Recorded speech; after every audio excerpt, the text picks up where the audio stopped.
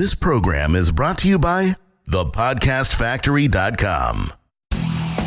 Ben Settle, super practical. I'm not telling people to have a mistress. I'm teaching you, learn the lesson from the people who have a mistress, because there's many business lessons that apply. Pious. There's a part in the book of Revelation where Jesus says, I want you either hot or cold. I'm spewing lukewarm churches out. And I think it's a good way to look at your list. Romantic to his very core. Once in a while, I'll give my girl a present, like a Snickers bar or something. And totes tender. If someone asks you to walk on eggshells, smash the eggshells and let the chips fall wherever they may. Adored by feminists everywhere. It takes a strong woman to admit when she's wrong. Not a judgmental bone in his entire body. I look at all the free information people give just on Facebook and I go, what a bunch of time hose. Has a PhD in armchair philosophy. In the land of dumbasses, the smartass is king. You'll never meet a more sensitive guy. If you really care about people, you shame the hell out of them. This is Ben Settle, the bensettle.com podcast. Last week I said I would talk about the number one way to get successful. And we're talking business here. I'm sure this applies to a lot of other things, but I'm just talking about marketing and business. It's something I've been doing for many years. It's something that if you look around at people that you probably admire the most. So if there's any gurus you like the most, copywriting or otherwise, you probably notice they do the same thing. It also happens to be a very hard thing for most to do. A lot of people have a psychological resistance to it, and or they just don't have the balls to do it. But the irony is, if they do it, I think they would find that they not only enjoy it, but they enjoy watching people squirm when they do it. I don't know about you, John. I love watching people squirm when I do something, it makes them uncomfortable. It's just something I like. I do it to waiters all the time. Oh, okay. when I take my woman who's brown and I'll just make little comments. Like the last time I took her out to eat, I took her to the Quick Mart for some nachos. Nice. Oh, wait, that was a different girl. Never mind. This was actually a real restaurant. And she wanted to pour my wine for me. Right? And the waiter wanted to pour it. And she goes, no, I'll do it. Don't take my job away. And I said, well, it's about time a white man took one of your jobs for a change. And, everyone just in earshot, just like, but I'm always doing, and she just starts, she's laughing her ass off. She can't, she's calling me a jerk and all, exactly the reaction I wanted. But, and I just do it. I do, it's just something it's just fun to watch the reaction of people when you say something that's so outrageous. They can't believe someone just said that. And this will get the same reaction from people, but without having to do that. That's my whole point. So it all now the guy who teaches us the best, and I never really thought about this from like a structured point of view until not too long ago when I heard again. This was on my the podcast where I talk about what's on my iPod, and this is one of the things I've listened to over and over and over. It's called 10 marketing strategies. Or $10 million marketing strategy, something like that. It's from Dan Kennedy. It's a 2-hour talk he gave. And to me, it's one of the best teachings he's ever done, that I've heard at least. And he talked about these 10 things that like the wealthiest of all of his clients, 10 things they all have in common from a marketing point of view. Like this is the marketing strategy. It's 10 things they all do, every single one of them. And over the years, he's paid attention. He's kind of noted them. He's then replicated them for his own business, and he teaches to his own clients and all that. And so it is. And that is, and this is one of the 10. He said the most successful people are like, they just have no problem. They're very comfortable with and just do it as a matter of, they take glee in doing it, is defying the norms of their industry. Defying the norms. In other words, going again, just having absolutely no problem with people criticizing them when they do the exact opposite of what everyone else is doing. One of his examples, I've heard him use this example many times, is the late Dr. Atkins. This guy defied like every norm of weight loss, right? Like, you're going to die if you do Atkins. Like there's not a single, I don't think there's a single medical expert who actually recommends Atkins that I know of, at least, John. I don't know about you, but certainly the government doesn't, and their insane food pyramid, which is like, to me, it should be upside down. They don't recommend it. He said even Larry King put Dr. Atkins on the hot seat once. And Larry King's like the most softball of all interviewers ever, right? But even he was doing it. You think of more historical figures like Jesus Christ, for example. He defied every single religious norm there was. and they wanted to kill him for it. But he was also, and I'm not saying you should want to get killed or anything. Let's, I don't think you will on your business side. But if you take that attitude that you're going to defy these norms that you know are wrong and doing wrong by people, and you stick with it, you're going to make a lot of enemies. And it's just going to happen. I do this as often as I can. Of course, it's not as dramatic, life or death as anything like that. But for example, Jonathan, for many years, and Jonathan, I know you agree with me on this usually, is I don't waste time testing open rates. Like, I don't care about open rates. This horrifies a lot of email people. If you went to I once sat in a marketing Sherpa. You know what marketing Sherpa is? Mech Labs, right? I think they're called. Yeah. They do good stuff. Don't get me wrong. But it's like, they all the stuff. I mean, I went to one of their seminars once. In fact, I was sitting there with Andre Chaperon. And anyone who knows him, he's another email guy. Him and I have very different approaches to email, but we agree on all of the important stuff. And we were like, this was in 2014. I'm telling you, I kid you, this is not an exaggeration, Jonathan. We sat there in one of their sessions and we're like, these guys are like 20 years behind.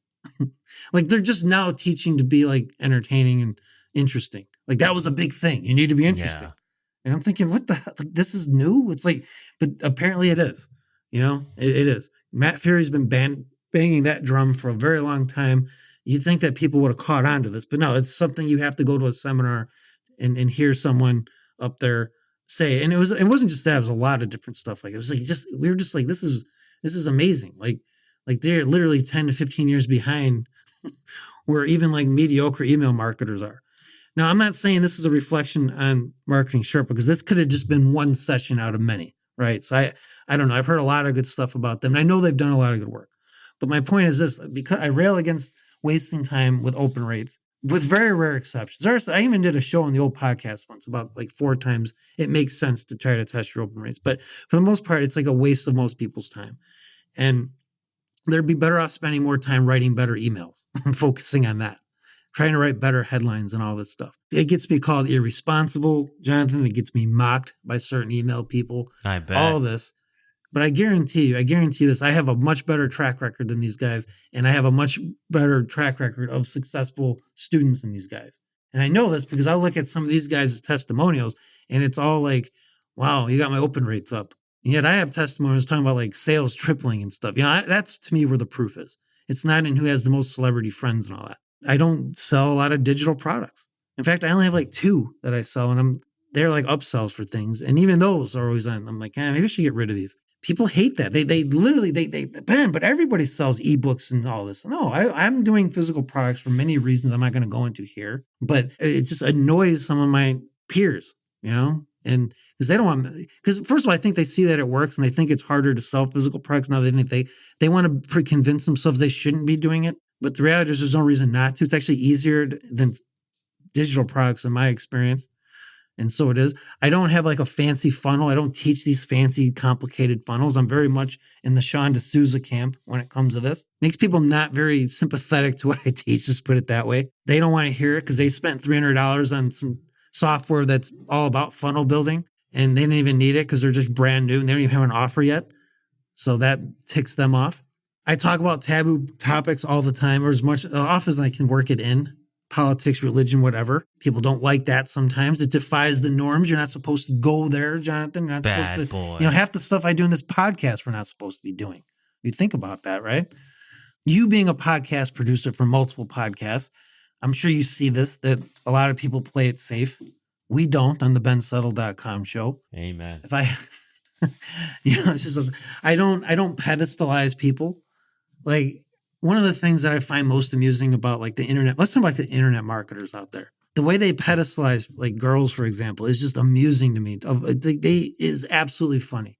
They'll go out of their way to not make a joke or say something, or they spend a paragraph saying, well, no offense to anyone and all of this, and apologizing for what we're about to say. And I don't do that. But here's the irony. Now, when we had Wine Villains in summer 2017, I had this Wine Villains event up over in Napa, California. And it was me and Troy Browser. Oh God, I know I got his name wrong. He's gonna be very pissed. I always get his name wrong. Whatever. I get everyone's name wrong, Troy, so just sack up with this. It was his and I's event, and Misty was there too. She kind of coordinated everybody, babysat people and all that, which, I couldn't do that part of it. And one of the people there, Kim Kraus-Schwalmy, I think that's how you say her name. I know I got her name probably butchered too, but whatever. Now, she's very much, like feminist and all this, as feminist as you get, unapologetically. And that's one of the things I like about her. She's very unapologetic in this kind of stuff. And she looks around, and we're sitting at the winery, and she goes, for someone who a lot of people call misogynist and stuff, it's mostly girls here. Because most of the attendees were actually girls. And it's because I don't put them on pedestals. That's the whole point. By being honest and defying norms often means just being honest with everybody. People appreciate that. And, and of course, what people label me as just amuses me more because I just have no problem defying these norms, what everyone else does. I'm not afraid to offend. I don't go out of my way to offend people in my emails or in a podcast or anything, but it's going to happen. And it defies the norms. What do people do? They're always going out of their way playing Twister to not offend everybody. For example, Jonathan, remember our Christmas podcast? I said Merry Christmas. I'm not going to wish you a Merry Hanukkah or a Merry Kwanzaa or anything else. Happy holidays. Yeah, all that bullshit. Or a happy holidays or, a Merry Ramadan or whatever. That's not I don't celebrate those things. So I'm going to wish you what I do. And if somebody's like dumb enough and snowflake enough to get offended by that, that's not my problem. That's their problem. I mean, I don't have a problem. We're inclusive. It doesn't bother me Come if they're on. offended, so be it. I don't market with social media like most of people are doing these days. I mostly just email. I'm defying norms right now. Right now, social media is it for a lot of people. I stay with retro email. On my website, I don't have links to other things. I don't have share buttons. The only thing you can really do on my website is opt into my site, which defies almost every single norm out there in internet marketing. Even though it's like pure direct response, I'm actually the direct response purist out there. It just defies the norms, and people like even try to give me unsolicited advice about this. And I'm thinking, yeah, my list is growing pretty fast because of this. Yeah, it's not the prettiest site in the world, but whatever. That's how those are just some examples how I'm just trying to say I do practice what I preach. I try to defy as many norms as I can. I try to defy the norms on this podcast, Jonathan, as much as possible. I don't really listen to other podcasts. I don't know how many norms I've defied or not, but I like to think I've defied a few. So the question is, you're listening to this, okay, so how do I defy norms? Because according to Dan Kennedy, and I'm sure he's right about this, the more norms you can defy in your niche market, the more money you're going to make, basically. And it's not hard to believe that when you understand that most people are doing things wrong. So last week when we were talking about Earl Nightingale, here's another lesson from Earl Nightingale that I did not include in that list, Jonathan, because I knew I was going to talk about it this week, and I didn't want to be redundant, okay? Which I guess pleases people. That is a norm. Nobody wants to be redundant. Even though redundancy is actually really good for learning things, and repetition is great. 5 merchant accounts? Come on. Well, I'll tell you what, the more repetitive that you can be with stuff, the more people can get it. But here's what Earl Nightingale said. He said, if you ever find yourself not knowing what to do, just look around at what everyone else is doing and do the opposite, and you'll probably never make another mistake for as long as you live. So this is the easiest way to defy the norms. Just start doing the opposite of what everyone else does. And now Dan Kennedy recommends literally sitting down and making a list of every norm in your industry. Is dozens of them, hundreds of them if you can, and actually make a list and start defying them one at a time. So, like he's got this down to like a science, right? Like, okay, I see a norm here. I'm going to assume, like for him, it's like when he first started out, not when he first started out, but like I guess it still happens. When he used to do a lot of speaking, he'd always get someone asking for his business card because that was the norm, right? As a speaker, you're supposed to have a business card. And he goes, I'm not going to give you a business card. He goes, you just listen to me for an hour. I give you my best presentation, the best I got. He's like, this is the best I can do in presenting his lowest price product, was like his magnetic marketing product. If after that you're not buying, I don't want you as a customer at this point because you're just like, you're already going to be a pain. Why would I give you a business card? I don't want you around at that point, was basically his attitude. I like and it. I love that attitude. I absolutely love that. That's one of my favorites of his, actually. That's why he doesn't use business card. And when I lived in the Burgle, I remember I used to go to these business meetings all the time. Every month they had like this business meeting there. And I'd always have someone asking me for a business card. I'm like, why would I have, like, I don't have business cards. Why not? You should get one. I said, why? Do you use email? No. Then why would I even give you a business card? Why would I even want you going to my site And I would actually lecture people on that. And they couldn't believe I was telling them this stuff. It was really funny. And again, just to get a reaction out of people, it was always funny. I remember I was at a bar once in San Diego. This is like, I don't know, 4 or 5 years ago. And there was this lawyer there. He was talking, or I got to talking to this lawyer there, and he's like, I need a business card. I go, I don't have a. He goes, why? You need a business card. Why do I need a business card? I go, do you use email? Do you even know what email marketing is? No. Then why would I give you? I don't want you asking me more questions. I want to talk to people who already know what I do and already want what I have.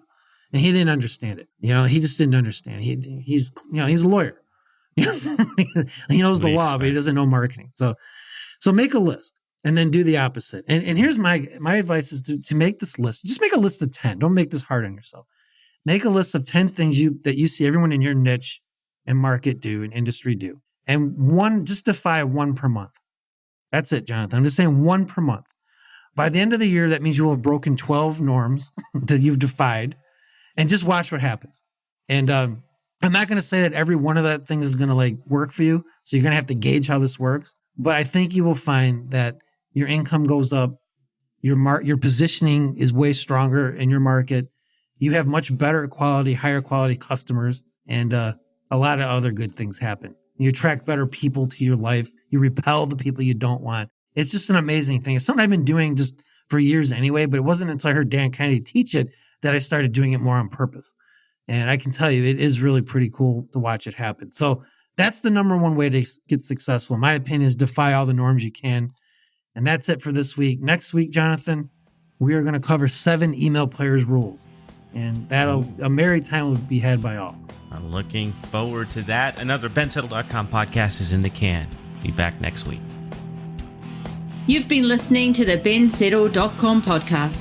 To download yourself a free issue of Ben's prestigious $97 per month email players newsletter, which is going to show you 24 ways to write emails people eagerly read, click, and buy from, head on over to www.bensettle.com. Well, off you go. You know it makes sense.